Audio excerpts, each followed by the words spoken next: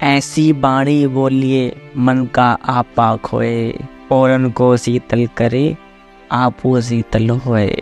संत कबीरदास जी कहते हैं कि इंसान को ऐसी भाषा बोलनी चाहिए जो सुनने वाले के मन को बहुत अच्छी लगे। ऐसी भाषा दूसरे लोगों को तो सुख पहुंचाती ही है, इसके साथ खुद को भी बड़े आनंद का अनुभव होता है। इस दोहे को हम आपको एक कहानी के जरिए समझाएंगे। एक नगर में एक मधुप नामक एक व्यक्ति शहद बेचा करता था। उससे कोई शहद खरीदे या नहीं, पर वह सभी से बड़े प्रेम से और मधुर वाणी में बात करता था। उसके स्वर में इतनी मिठास थी कि कई बार लोग उसकी बोली से ही प्रभावित होकर शहद खरीद लेते थे। इस प्रकार उसकी दिन दूनी रात चुगनी तरक्की होती जा रही थी। कुछ ही समय में वह इतना संपन्न हो गया कि उसने अपनी एक दुकान खोल ली। दुकान खोलने पर भी उसका व्यवहार पहले की तरह मधुर बना रहा। उसके साथ वाली दुकान पर एक व्यक्ति फल बेचा करता था। मधुप के आने के बाद उसे ऐसा महसूस होने लगा कि उसके व्यापार में घाटा हो रहा है। वह मधुप से ईर्ष्या करने लगा। उसने मधुप को सबक सिखाने का निश्चय किया।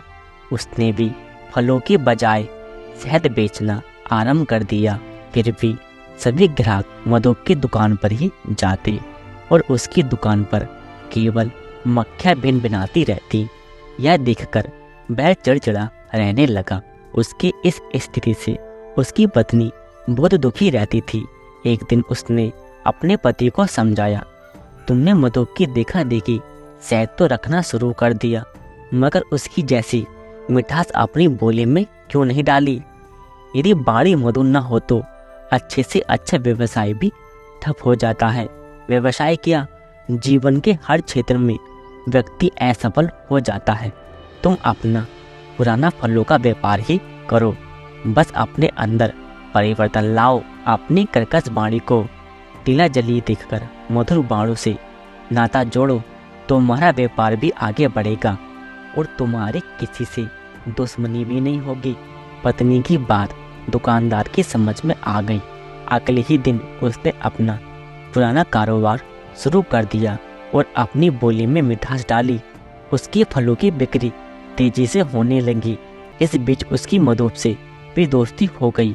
उसका व्यवसाय भी मधुप के कारोबार की तरह आगे बढ़ने लगा। बाणी के ऊपर एक कहानी और सुनिए। एक आश्रम में जुगरान नामक गुरु अपने शिष्यों को शिक्षा देते थे। उनके शिष्य एक दूसरे के साथ बहुत ही अच्छी तरह से रहते थे।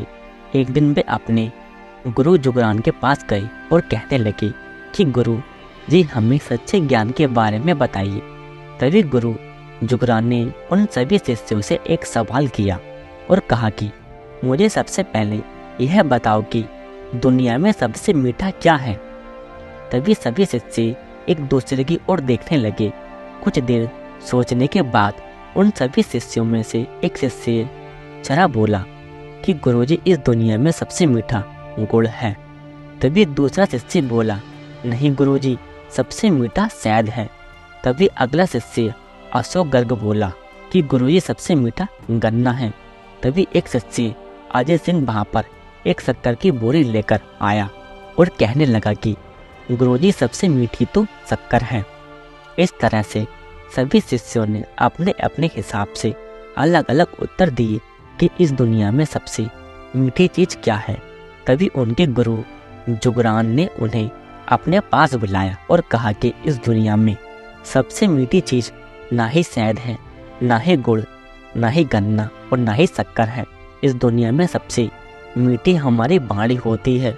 अगर हम मीठी बाणी का स्वाद दूसरे व्यक्ति को करा दें, यानी उससे हम मीठी बाणी के साथ बोलें, तो उससे हमारे संबंध बहुत अच्छे हो जाएंगे।